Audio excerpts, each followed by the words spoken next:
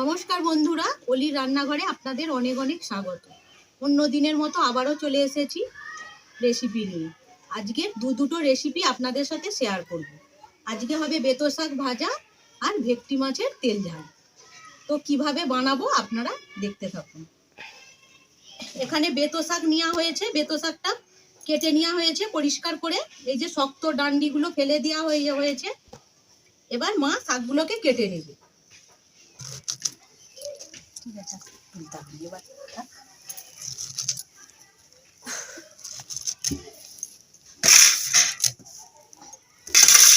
এটা আমার ভাগ্নি, আর মাকে তো আপনারা জানেন। উনানটা ধরিয়ে নিয়েছি, কড়াইটা গরম হয়ে গেলে আলুগুলো ভেজে নেব। ভেটকি মাছটা আমি আলু দিয়ে বানাবো। কড়াইতে তেল দিয়ে দেব। ভেটকি মাছটা আমি বেছে নেব, বাজার থেকে কিনে এনেছে।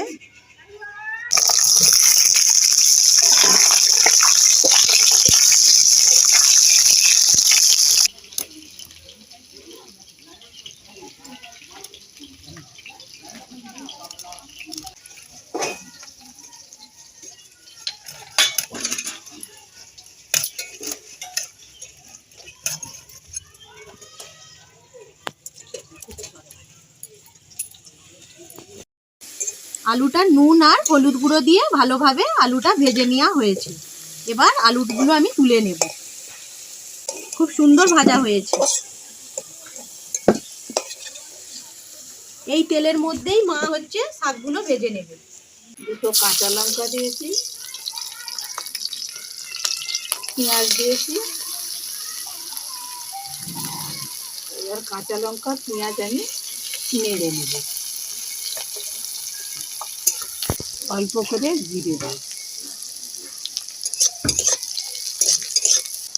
অল্প হলুদ, নুন।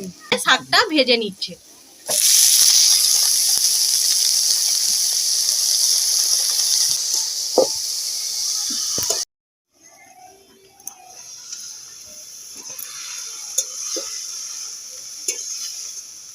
এইভাবে বেতো শাক ভাজা করবেন। বেতো শাক ভাজা খেতে খুবই ভালো লাগে।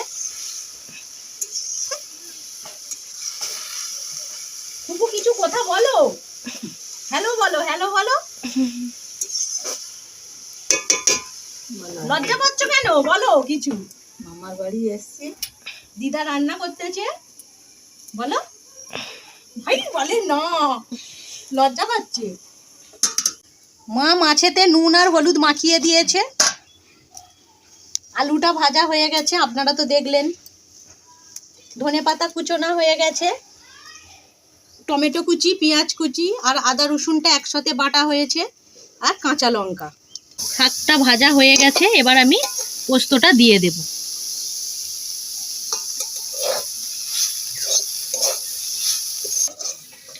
পোস্ত ছড়িয়ে শাক ভাজাটা নামানো হয়ে গেল।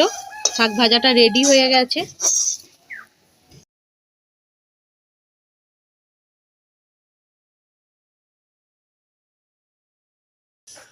কড়াইটা গরম হয়ে গেছে, আমি এবার সরষের তেল দিয়ে দেব।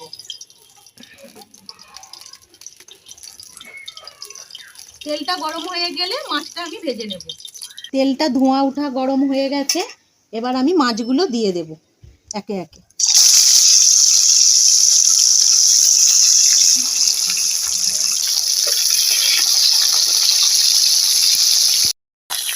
বন্ধুরা, মাছটা আমার ভাজা হয়ে গেছে। এবার আমি মাছটা তুলে নেব। সামান্য জিরে, একটা শুকনো লঙ্কা আর তেজপাতা দিয়েছি।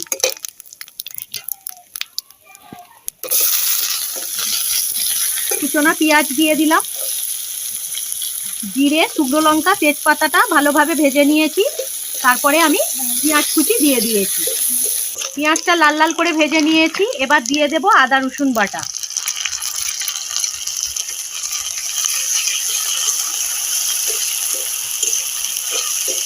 আদা রসুনের কাঁচা গন্ধটা চলে যাওয়া পর্যন্ত আমি ভেজে নেব। এবার দিয়ে দেব জিরে আর ধনে একসাথে আমি গুঁড়ো করে নিয়েছি, সেটা আমি দিয়ে দিলাম।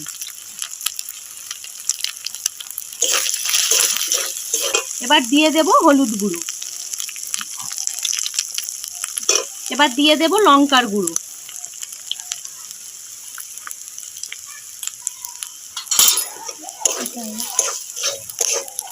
এবার দিয়ে দেব টমেটো কুচি। টমেটোটাকে নরম করে নেব। বন্ধুরা, মশলাটা কষানো হয়ে গেছে, মশলা থেকে তেল ছেড়ে দিয়েছে। এই পর্যায়ে আমি আলুটা দিয়ে দেব।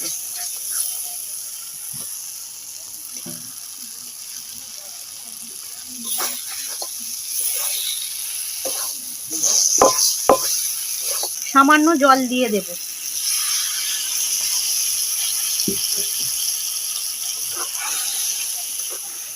কষানো হয়ে গেছে, আপনারা দেখুন।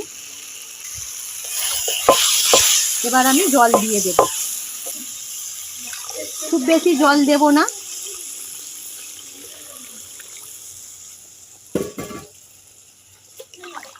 এবার আমি চাপা দিয়ে দেব।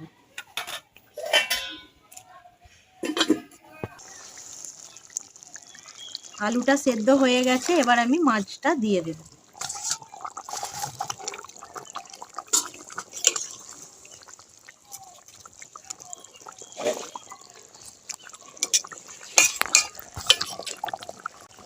সামান্য ধনেপাতা কুচি দিয়ে দেব।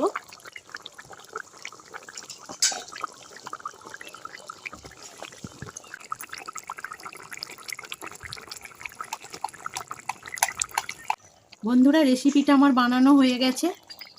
আপনারা দেখে বুঝতেই পাচ্ছেন যে কতটা ভালো হয়েছে। এবার আমি নামিয়ে নেব।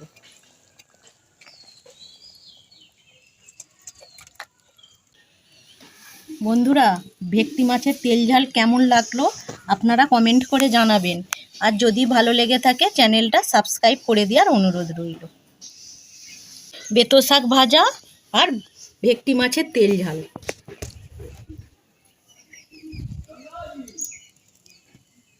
বন্ধুরা, ভিডিওটা এখানেই শেষ করছি। আপনারা ভালো থাকবেন, সুস্থ থাকবেন। ধন্যবাদ।